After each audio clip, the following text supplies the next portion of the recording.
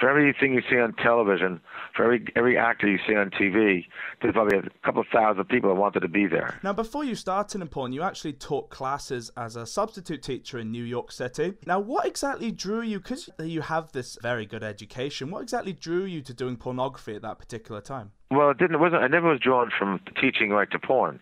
I quit teaching to do theater. Oh, okay, I did so good with it, I actually got into the stage union, which is called Actors Equity. What you in England call Actors Equity covers all three unions, I think, TV, film, and stage. In America, it's broken up. The Screen Actors Guild, AFTRA, and then Equity.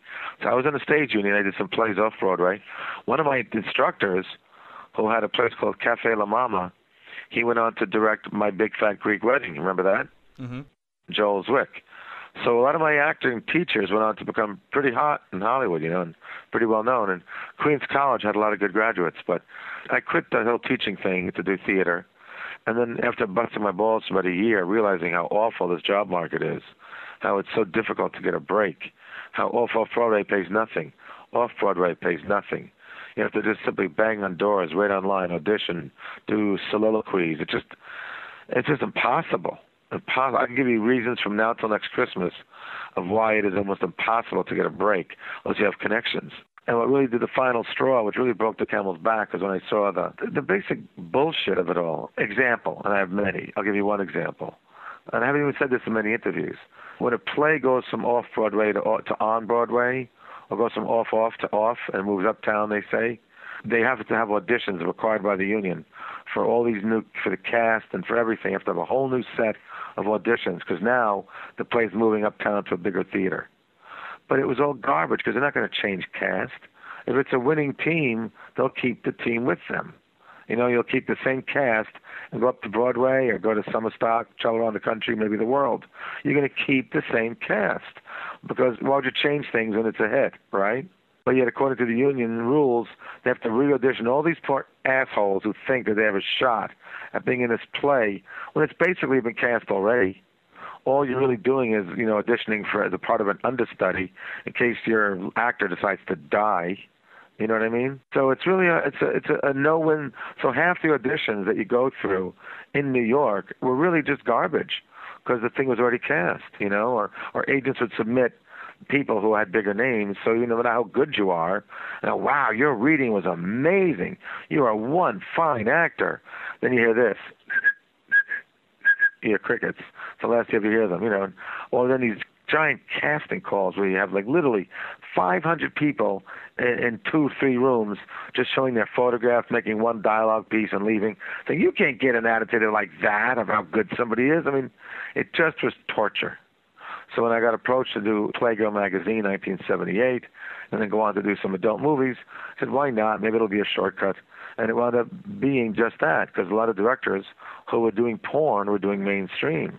So if they like my work in porn, perhaps they'll give me a shot at their other movies, which they did. And I got into the Screen Actors Guild thanks to Chuck Vincent, who was a big porn director, but put me in a film with Jack Lemmon's son, Chris Lemmon. It was called COD, which started my career both in mainstream and adult. So in many ways, I have to thank porn for the breaks I got at the mainstream. And then I consulted 9.5 weeks and a little acting scene, which got cut. But I worked with Adrian Lin, famous British director, and I worked on that. My name is in the credits, a special consultant, Ron Jeremy. So I was able to start doing mainstream stuff even back then. So it worked out really good, So I have porn to thank.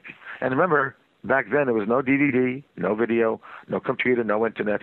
It was all film. You had to be a real filmmaker to make a movie. So a lot of the directors who did porn back in New York in the 70s and early 80s went on to Hollywood and became pretty good directors in some cases. You were saying about casting and how really difficult it is to be, in a play or something like that. It's like that in England. It's like that where you are too, to some extent. Yeah. Everybody wants to do it, and there's no jobs. Do you think porno is now easier to get into as an industry because there's more opportunities, or do you think it's harder? Yes. Well, obviously, you're cutting down the competition. Let's look at this logically. How many good actors are out there in mainstream? Millions around the world. From every stage, theater, acting class all over America and half the globe, right? How many actors or decent actors are willing to do hardcore porn? No, we're not talking too many. How many classically trained actors with a bachelor's degree in theater, having taught theater like me, Oh, they're out there in porn. Not many. Not a lot. Not a lot. So now I cut back the competition from thousands to maybe a few, you see. So that's why. And plus, don't forget, back in that era, they were taking out the sex and making them into softcore main films. So now I'm being seen in a regular movie because they took the sex out. It's doing to cut down the competition to just a few people, and that's why I was getting a lot of work. Because I was a pretty good actor and had a fairly decent-sized schmecko. So that combined, I got a lot of work. Now, another actor that was well known in the porn industry around the same time you were working was John Holmes. Yes. What are your memories of him, and what are your thoughts on... He was the best-known actor by far. He was like the king of that business for quite a while. And they did a whole thing on the top 50 performers of all time. They made me number 1, Jenna Jameson number 2, and John Holmes number 3. But back in his era, he was definitely number 1. And because he definitely had me beat in the schmeckel department. I'm 9 3/4, he's 11, which is pretty impressive. And he was always a nice guy. I'd worked with him on movies before, never with him as far as with him, but we did dialogue scenes together, and we actually had sex side by side once with a girl named Drea. And I was looking at this giant thing going, oh, my goodness gracious, what are you going to do with that thing? We used to make jokes about it. When we'd sign autographs at trade shows, we'd send letters back and forth. Like he'd tease me, I'd tease him. He would tease me and call me little penis. So, yeah, compared to you. But look, I hit bottom. Where are you going to go? As long as you hit bottom, what are you going to do? Enter into the girl's uterus? I said, with you, it's not sex, it's a pap smear. He would call me little penis. I call him pap smear. So we had these little jokes going back and forth. So we had a nice little fun make-believe rivalry. We had a good time together. There's even a thing of him in my autobiography, which is a great photograph, where he leans to me like he's a woman. When the article came out in Playgirl magazine, they called me the star of the 80s. He said, well, if you're going to be the star of the 80s, I'll just be your bitch then. You'll make money for both of us. So he leans on me, pretending he's a woman. It was a cute little pose, and that picture has been all over the world. But the fact is, it's in my autobiography, too, the picture of John Holmes leaning on me like that, But the trick of it is, who would have realized that years later he actually did a gay movie?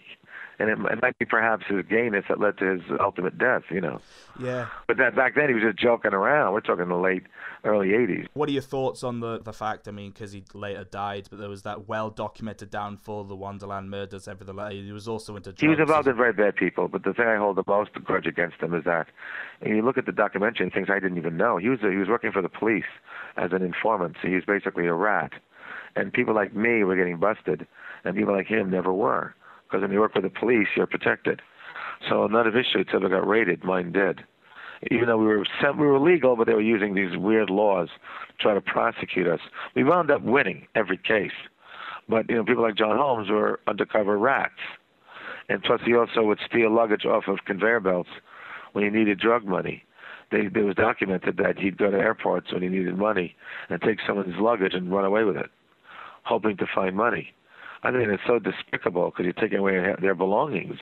Money is the least of their concern. They're losing their passport. It could be their money, their wallet, their IDs, their clothing. I mean, that's bad. And then the worst thing of all, which you hold him the most guilty for, is that he knew he had HIV, and he went across the globe. He went across the world to Italy and worked with Cicciolina, the Italian lady of parliament who was also a porn star, and I think Tracy Adams, and I think Amber Lynn. He did 3 scenes with girls, knowing he had the virus. And with Cicciolina, he did an anal scene, which is very risky.